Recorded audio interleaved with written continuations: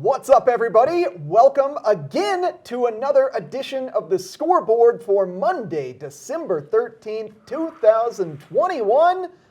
I'm one of your hosts today, Eric Sundblad, alongside Maddie Evans. number one Powder fan, Maddie Evans. Oh, you know it. Let me tell ya, this was a week, Maddie. I know. A week of surprises that don't necessarily turn out in favor if you are a high school sports fan. But if you like snow, it was a good week. We had a couple of late surprises, Maddie. We did, but that snow fun, man, was it good? It was great. I sure enjoyed it. The pup enjoyed it. You enjoyed it. You had good times on Vail. But as far as the games were concerned, so we had plans for Vail Mountain School Friday evening. Of course, Thursday is when we got the big snowstorm. So the Grand Junction team they were scheduled to play did not make it through Glenwood Canyon. Glenwood Canyon was closed for the majority of the day. So that game was off the table. And then I got news about the Battle Mountain Huskies girls basketball game that was supposed to be Friday at 4 p.m. Or Saturday at 4 p.m. Guess what happened to that one? Done. Completely off the table. So Niwot was not able to make it up here for that Saturday game. So this week, we're going to be doing something a little bit unique, Maddie. I love these unique shows. I love when we get to have a little more creative freedom, if you will, since there's less sports games to go into them, because we're going to be talking about one of my favorite things in the whole wide world. Indeed. Snow and dogs in the snow. It's also, what's good, what's better than that? It's a great combination. It really actually is what brings me joy in life. So. Yeah, nothing better than dogs in snow. No. So it's also a good opportunity to look back at sort of how all of our teams up here have been doing getting the season kicked off.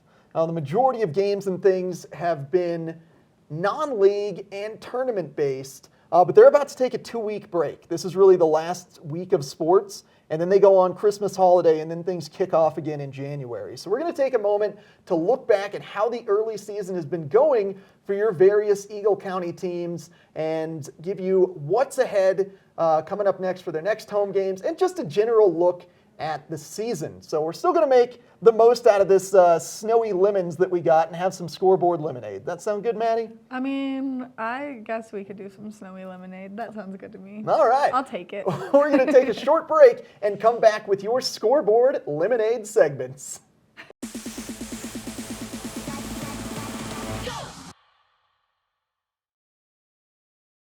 Welcome back once again, friends, to the scoreboard. So we're going to get into our first bit of lemonade segment. Maybe we'll segment this out in terms of how we're going to make the lemonades. Let's start with the lemons. Let's squeeze some lemons in this one. And we're going to recap how your various Eagle County teams have done to start this season off. We'll start here with boys basketball in 4A. So Battle Mountain right now, they have started the season 0-3. So they first lost their game to Palmer, 86-37, took a loss to Lakewood, 50-47, then took another big loss to Greeley, 72-42. So now let's move on into how your Huskies girls team has been doing. And it's kind of the complete opposite of the boys. They currently have a 3-0 record. They beat Grand Junction 37-29, beat Lake County 50-35, and then defeated Clear Creek 49-30. Now, again, similar to the boys, but on the opposite end of the spectrum, the similar thing about these schools is that they are all 4A, just not in the league. So the girls aren't necessarily taking that same strategy of facing off against tougher front range opponents. Which is honestly surprising to me because Jim Schupler is the coach for the girls basketball team, and that's his way of doing it with the football team. So it's surprising that he's not taking that exact same approach as he would with the basketball team with the football team. I think what Shup had planned was that, and that these would be 3 warm-up games, because this weekend they were supposed to have faced off against 5A Niwot.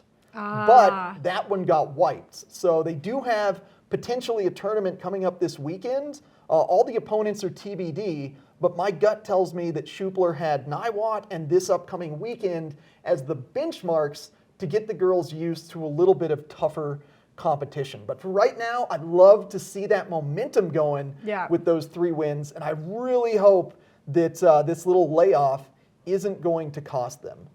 So moving on now into boys 2A, 1A, we've got 2 prominent schools here in those divisions. First, Vail Mountain School. Vail Mountain School currently 2-1. They defeated Lake County and Vail Christian and then ended up losing to Aspen. Aspen, a 4A team, so you kind of would expect that loss there, even though they are trying to play themselves up a bit. I mean, I think it's important that they do that, especially as they've done that in so many of the other sports throughout the seasons, whether it was soccer or lacrosse. They took those and they did make that move up to play those more difficult schools, and in some ways it really paid off for them throughout the season. Yeah, I think it really paid off for the kids as much as it did for the sports and their results overall. And what I mean by that is just building up that confidence and integrity as an athlete. So Vail Christian here, very quickly we'll touch on. They are almost the same record as Vail Mountain School. They have that 1 loss to Vail Mountain School and then 3 victories against some similar 2A, 1A competition. So they haven't quite dipped their feet into the big boys yet. But looking forward to getting a head start on covering Vail Christian. We decided to add them to the slate as sort of a surprise team to give them just a little bit more love here. Which I think is important. We love all of our inter-county schools, and we love the rivalries, really. That's what I live for. Yeah, exactly. So, it's all about the rivalries. Yeah. So closing things off with hockey now. We did cover your Huskies as they lost to Steamboat Springs 6-3 last week. If you want our thoughts on that, I go into a whole segment on how the hockey team did and how they're playing and ways to improve. Now, they had a unique weekend this past weekend. They went down to Denver and faced off against 2 5A teams. So we're seeing a similar strategy come up with a lot of these teams, and like, let's put the Front Range teams as the barometer and see how we can do going forward in our own league. So they had a split decision, losing first 8-0 against Regis Jesuit. In my preview, actually, the kids named Regis as their most hated team. So you got to think they were just not happy about that. No. And they turned around the next day and absolutely slapped Mullen 8-1. So I'm calling that game against Mullen a revenge game from Regis. So they had some anger carry over against Mullen, but great showing by Huskies hockey. I mean, I'm excited to just see how the Huskies hockey plays out this year, only because they had such a great season last year. I mean, they did champions, baby. I know, they did phenomenal. And I'm even more excited now that there's some women incorporated, or I should say some girls incorporated into their team now, just to give it that nice, breakup. Yeah, absolutely. Well, I think the only co-ed sport that we've got up here in terms of 4A. So good stuff. So that is a look at the current results from the last few games that our beloved Eagle County teams have had. We're going to take a short break and then come take a look at the standings to see where these teams lie before we get into what's next.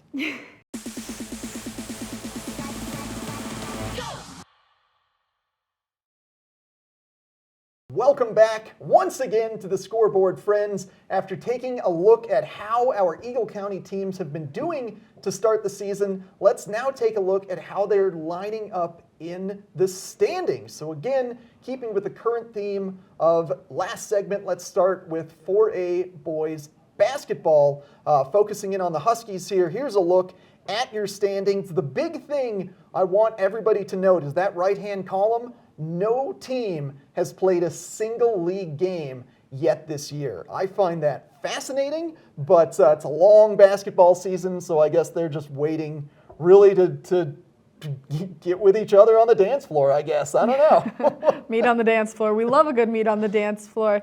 I mean, it's impressive to see that, not a single team has played a league game, but maybe also they're just holding out till post-holidays after the kids take that nice long break and then come back and jump right into that league play. Yeah, so it's essentially a long practice month, and then the real games start up. So as it stands right now, Eagle Valley currently 2-1, Glenwood Springs 0-6. Holy moly. You have played a lot of games, Glenwood Springs. None to your advantage. Yeah, that's kind of a bummer to see. Oh, what's going on down in Glenwood? But nothing good for basketball.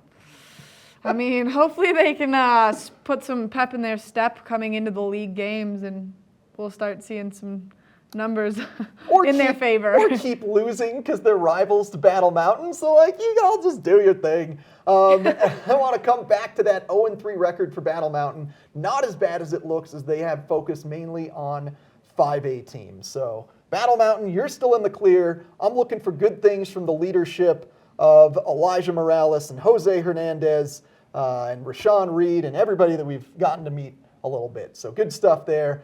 Taking a look at the girls, Battle Mountain 3-0 on top of their league right now. Palisade down at the bottom 0-4, and everybody else kind of middling. Well, Steamboat's not middling. But Steamboat's gotten a lot of games in there too. That's surprising for, I mean, how many games have been played, and just that one victory in their belt. Yep. Poor Steamboat. Poor Steamboat. Hate to see it. I'm hoping that the girls basketball team keeps this record going, only because it's so in their favor right now. Yeah, absolutely. I loved meeting with them. Mia Bettis it seemed like a great leader. So big things for girls basketball. We won't see them for quite a bit. Same with any of these teams because they're all gone for a few weeks. So that's a bummer. Looking at now the 2A, 1A Western Slope League, Vail Christian and Vail Mountain School just kind of sandwiched in the middle there. Vail Mountain at a 2-1 record, Vail Christian a 2-2 record. Look at how many teams are in here. I know, that's insane. I was just reading through that list like, wow. I mean, that gives a great option of diversity throughout to really see where our team is standing against some of these other schools. I mean, we're looking pretty far out there. Like Hayden's not close, Rangeley's not close, Meeker's not close. So we're traveling a bit. Yeah, to see absolutely. These scores, yeah. It's funny. Vail Christian and Vail Mountain School must have the nicest buses because they got to go on some long rides. They're constantly in Grand Junction. So hopefully they do a good job taking care of those kids on those long journeys. Seriously, a bathroom break is much needed somewhere in that ride. Oh, gosh, absolutely. Closing things off now with a look at your hockey standings. Steamboat. For some reason, they were not listed ahead of Aspen. I found that odd, but these are, according to maxpreps.com, the official standings that you're looking at. Steamboat undefeated, but currently second in the league below Aspen. Steamboat was tough. They were big, they were fierce, and up next for Battle Mountain, Glenwood Springs, currently sitting at the bottom. So hopefully against the Front Range teams that Battle Mountain faced this past weekend really gets them amped up to face off against Glenwood. Battle Mountain, though, they're currently going through a sort of win-loss roller coaster, if you will. So consistency is going to be key for them. I mean, I think, like you said previously, they're coming off of that winning streak where they were feeling pretty confident coming into this season. And I think that confidence has definitely maybe gotten to their heads a little bit, especially as things are progressing and they are on this win-lose streak. I think that they are going to have to kind of hone it in, take that confidence back a notch, humble themselves out a little bit, and that way they can push forward to have a better season. Yep, absolutely. Hoping for big things from your Huskies hockey team following up on that state championship. So let's take one more break here. Actually, it's one of two more breaks. And we're going to come back and take a look at what's on tap next for your Eagle County High School sports.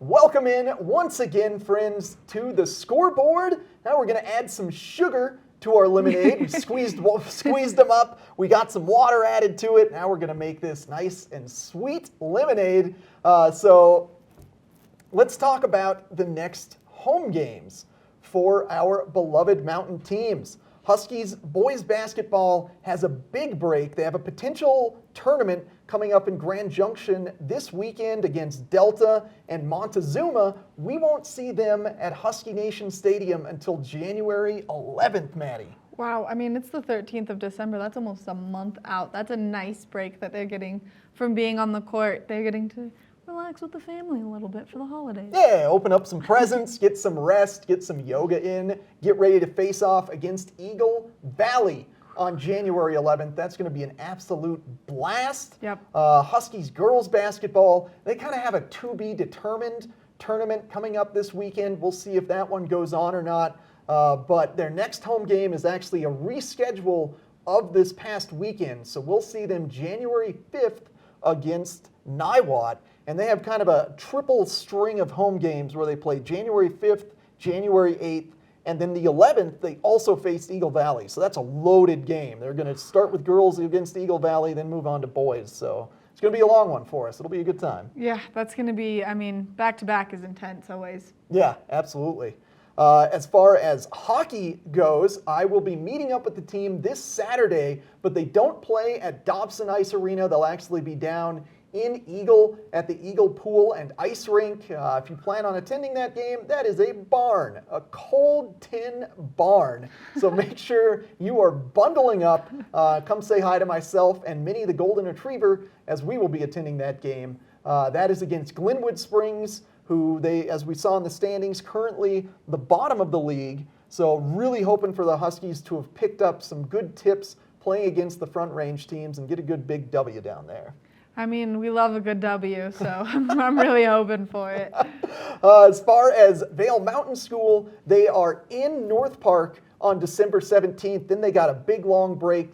All these teams are off for the end of December, so this is a totally normal thing. We'll see them at Vail Mountain School January 8th as they face off against Rangeley, who is just kind of in the middle of that big pack. Yeah, this is kind of the sport that does it all right now because it's the one that I feel like is the most intense, first of all. I think football's pretty intense with the tackling. I think that hockey is intense with the checking. Yes, hockey is very intense. So I think that this is kind of the big one that everyone is really intrigued to follow along with. Yep, absolutely. Now we've got, finally, Vail Christian. They have their next home game this Friday against Meeker, another middle-of-the-pack team. So good luck to all of these teams, and we're looking forward to get the season really kicked off in January. And I want to give a final thanks here on the show before we move into Furry Friends. Big congratulations, not a thanks, congratulations. Where's the brain at? To Bryant Ramirez from your Huskies soccer team. He actually won All-Region this year, which is one level below All-American. So that is huge for Bryant Ramirez. All those snipe goals we saw on the award show really paid off for him. He was incredible. And the teamwork that he demonstrated was absolutely amazing and really what those coaches want to see. And not only that, but what those judges want to see too moving forward. So absolutely. Yeah. Big things if he's trying to get some college scholarships, that really helps out. And then his partner in crime, Sam Kuntz, finished All-State, so one level below All-Region. So also huge congratulations to you, Mr. Sam Kuntz, and your amazing rebound ability. I loved watching your rebound goals. Now, let's watch some dogs, Maddie. Okay. Let's watch some dogs. If you're fans of the scoreboard, you were familiar with the Walking Mountain Science hiking trail. Now we get to see it in the snow time. And this just tells you, dogs love snow. Minnie is adorable. She tries to snowboard even without a snowboard. That little border collie's Kaya. They're in love. Oh, I love that. The little kissing. Yeah. They had a little tennis ball that they trade off dropping down the hill and running around and fighting over it. So they'll nip at each other's lips to get the ball. And then Kaya loses it in the snow. And then Minnie has to use her nose to go get the ball.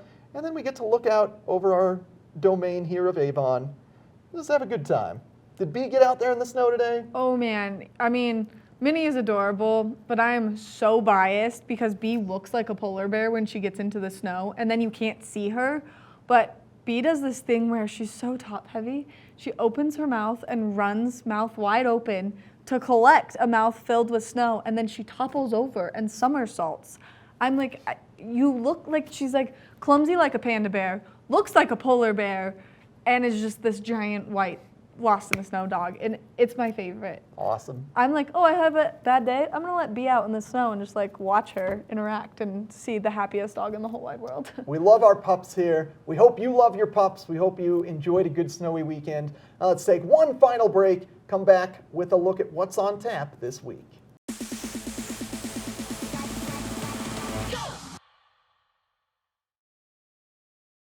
Welcome in once again, friends, to the scoreboard. Let's close things off here with a little look at what's going on this week in Eagle County.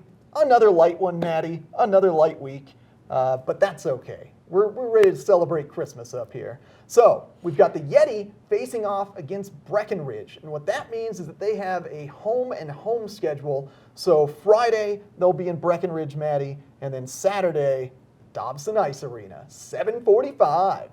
Which these games have been bringing so much hype to the community. Locals are so excited to be back in action and be there that if you are planning on attending the hockey game, bundle up, first of all, always, and get there a little bit early because the lines to get into the hockey games have been absolutely insane recently. Yeah, everybody's just over at Garfinkel's and then forgets what time it is and then tries to sprint over at the same time. Yeah, if you get there just a little bit early, you're in good shape. Yep.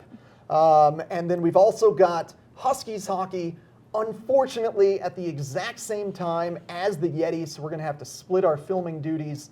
So I will be down in Eagle to watch the Huskies game. We'll get another filmer at that Yeti game on Saturday. So we've got a full slate of hockey this week. Also Vail Christian on Friday facing off against Meeker. So it's going to be a good stuff. We also have some amazing athletes here in Eagle County. I've been interviewing a ton of Ski Snowboard Club Vail, Vail Ski and Snowboard Academy athletes, getting their insights on training without snow, what draws them to the sport, what they're looking forward to this year.